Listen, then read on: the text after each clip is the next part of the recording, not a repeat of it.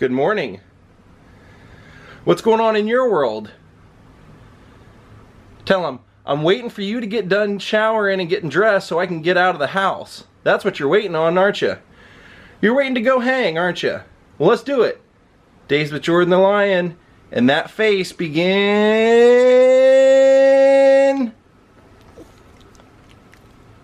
now.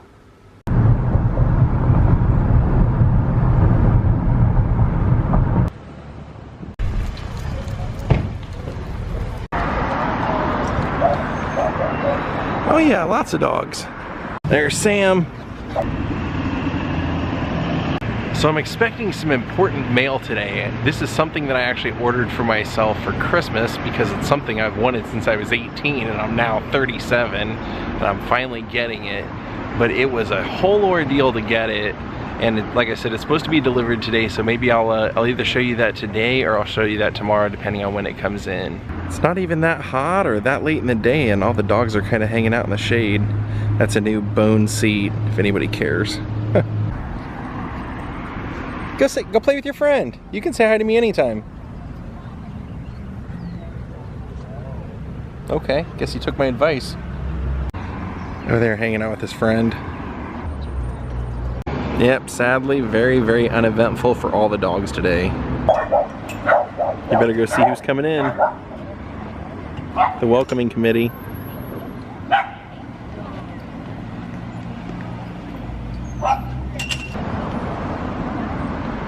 Yep, next to nothing today. Well, that was a wasted trip.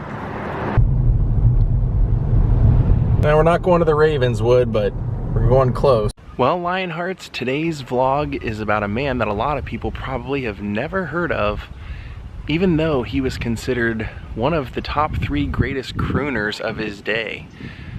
Today, our vlog is about a man who once had a Looney Tunes skit written about him and the others. It was called Crosby, Columbo, and Valley. Today's vlog is about the ultra-talented RUSS COLUMBO, who had a freak accident and died at the age of 26. But what an amazing life he led up until that point. And in fact, at the time of his death, he was dating, in love, and was, for all intents and purposes, going to be married to Carole Lombard, who eventually would marry Clark Gable. So RUSS COLUMBO was actually born in Rome, and his family was big. They were Italian and they immigrated to New Jersey, which is where Russ was raised. Now, from the time that he was really young, he started learning how to play violin, and he was a great singer, a great violin player, and at the age of 13, he was already out performing professionally. Now, Russ was so good that at the age of 16, his family decided to move out here to Los Angeles. He enrolled in school, and not more than a year after moving out here, he was hired to perform professionally by an accomplished violin player, and that same man took him out on tour, and Russ's professional career began. Now, RUSS COLUMBO would go on to be known eventually as the crooning Valentino. But RUSS COLUMBO was much more than that. He was not just a singer, he was not just a violin player, but he was so good at what he did that he was being cast for movies. He was so good, in fact, that he was cast by Vitagraph and eventually would go on to perform with Gus Arnheim, who would later, after Russ, end up hiring Bing Crosby to be a singer. Now, at the age of 20, RUSS COLUMBO was actually running a nightclub called the Club Pyramid until his manager said, I think I can get you a gig in New York. So they both took off to New York, and his manager had secured a position on late night radio. And so Russ would start singing on the radio. He developed a huge following. He got a record contract. They started putting him in even more movies. He was recording more and more music. And this short-lived career that would end at the age of 26 was taking off.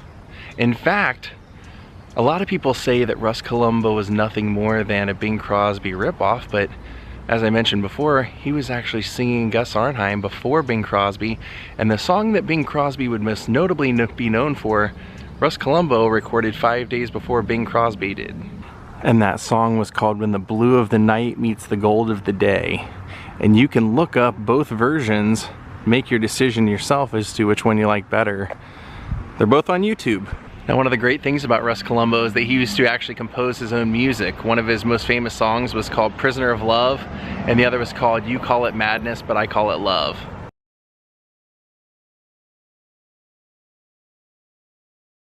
Now, being a crooner was a title that RUSS COLUMBO really hated, but it was just, you know, that's what they were calling everybody back then. But he had an amazing baritone voice, absolutely incredible voice. And since his death, many of his songs have become standards that people like James Brown, Tiny Tim, Frank Sinatra, the Ink Spots have all covered his songs. Look at this house. Now, RUSS COLUMBO seemed like he had everything that you could want in the world at the time. He had a great career. He was recording music, playing music, highly respected. He had just finished another film. He had made multiple films during his time as a performer in just those short 26 years. But in 1934, a freak accident would take all that away. Shortly after, Russ had purchased a home that he and Carole Lombard were going to live in together. The house that I'm going to show you now is where this incident took place. So on September 2nd, 1934, RUSS COLUMBO was visiting a friend, photographer friend of his named Lansing Brown, at this next house we're going to see. Lansing Brown had a pretty decent gun collection, and they were examining the gun collection when it accidentally went off. The gun that they were examining went off. The ball from the gun ricocheted off of a table and hit RUSS COLUMBO right above the eye, basically lodging the bullet into RUSS COLUMBO's brain. Unfortunately, RUSS COLUMBO was taken to Good Samaritan Hospital, and after 6 hours of working on him, they still could not remove the bullet from his brain, and he was gone at the age of 26. Sadly, they had to have his assistant identify his body. Lansing Brown was never prosecuted for this. It was deemed to be an accident. And basically what he said was, I was absent-mindedly fooling around with one of the guns. It was a dueling design that works with a cap and trigger. I was pulling back the trigger and clicking it time after time. I had a match in my hand, and when I clicked, apparently the match caught in between the hammer and the firing pin. There was an explosion, and Russ slid to the side of his chair. That was the official explanation that Lansing gave, but it sounds really fishy to me. And a lot of people thought it seemed kind of strange at the time as well, but they were longtime friends, and the investigation never went any further than just an accidental death. Now, what was really sad was that RUSS COLUMBO's mother was in the hospital because of a heart attack at the time, and she was having heart problems, and being an Italian family, they were extremely close. And so at the time of his death, Carole and Russ's brothers and sisters got together, and they all agreed that it was probably not the best idea to tell her about Russ's passing. And so for the next 10 years until she passed away, they would trick her into believing that Russ was still alive. And they basically did that by fake sending letters from all over the world as though he was out on tour or he was out filming something. They would play his old records, making her believe that it was a live radio broadcast. So she never knew that he was gone. And sadly, for being as important during his day as he was, he's largely forgotten about now, other than a Jerry Vale record, a tribute called I Remember Russ. And, you know, a lot of people doing his cover songs, but a lot of people don't even know that those were his songs. And Neil Diamond actually mentions Russ in one of his songs called Done Too Soon.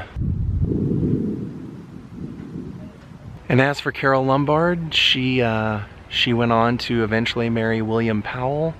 And then when they divorced, she would eventually then marry Clark Gable, and that's who she would be married to at the time of her death. And the house that RUSS COLUMBO had purchased to live in, That was eventually sold to Alan Hale Sr., the father of the skipper from Gilligan's Island, and he lived there most of his life till he passed away. And in 1964, James Brown performed a cover of Prisoner of Love on The Ed Sullivan Show. Pretty cool. Carole Lombard was always known for being a sweet person, and falling in line with that was that after Russ's death, she personally sent a check and wrote a letter every week to Russ's mother until she passed away. Carole passed away in 1942. Pretty cool thing to do. Alright, my friends, I did get the package I was waiting on. But I think I'm going to make that its own separate video for those who want to see it, and those who don't, they don't have to watch it. Thank you, Julie Maravilla and Sherry Housey, for becoming my newest Patreons. Thank you, everyone, for watching. If you've never heard him, go check out some RUSS COLUMBO. You might be surprised how much you like it. Have a great night. See you all tomorrow. Goodbye.